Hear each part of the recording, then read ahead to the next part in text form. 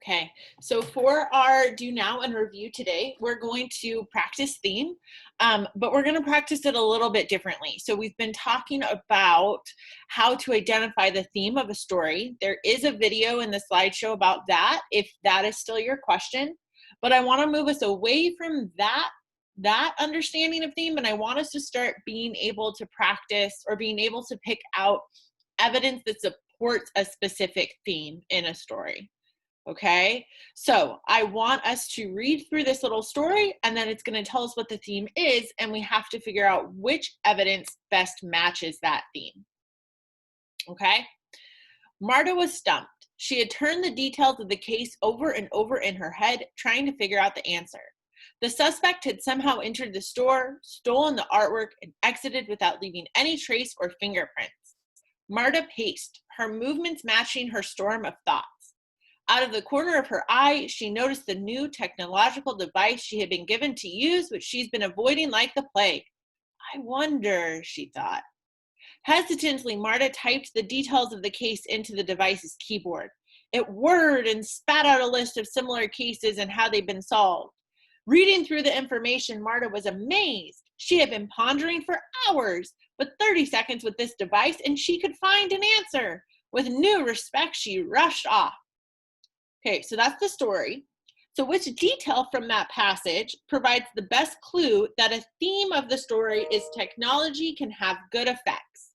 So we know the theme. They gave us the theme. The theme is technology can have good effects. So which of those pieces of evidence proves that theme? Okay, so take a minute and read through A, B, C, and D. You can pause the video. So we're going to look for evidence that includes technology. So we can definitely eliminate A and B because those have nothing to do with technology, okay? So we're down to C or D. C, out of the corner of her eye, she noticed the new technological device she had been given to use, which she'd been avoiding like the plague.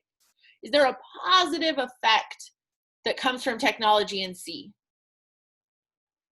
No, you're right. Okay, so let's look at D. She had been pondering for hours. Pondering means thinking. But 30 seconds with this device and she could find her answer. Yay! Yes, that is the correct answer. D is the correct answer because it shows how quickly she was able to find an answer using technology. So that's the good effect they're talking about. Okay, we're going to try again with a different story. Okay. Wind whipped at Vanessa, Mo, and Jamie's faces as they trudged up the mountain. Do you have the ice samples? Vanessa questioned Mo again. Why don't you carry them the rest of the way? He responded irritably.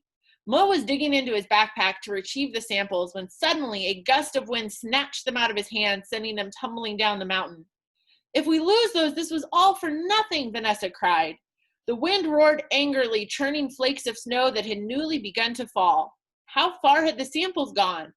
The three scientists stared at each other in horrified silence. I'll go back for them, Jamie spoke up quietly. Vanessa and Mo looked at Jamie. He was the smallest and youngest of the group, barely strong enough to carry his large backpack. I'll go, he said louder. All right. Which sentence from the passage provides the best clue that a theme of the story is courage can be found in the people you least expect it? So I'm going to give you a minute to read those answer choices. Remember, you're looking for something that has to do with courage and someone you least expect.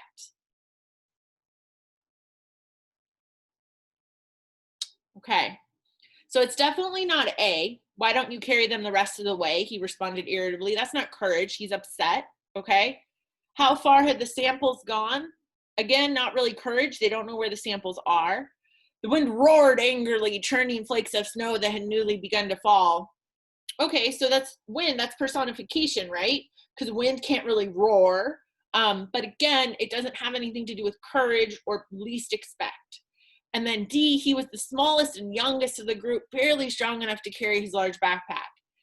D is the correct answer because Jamie's the one that's volunteering. He's being courageous. He's volunteering to go back and get these samples, but he's the smallest and the youngest. How is he going to survive? So D is the correct answer.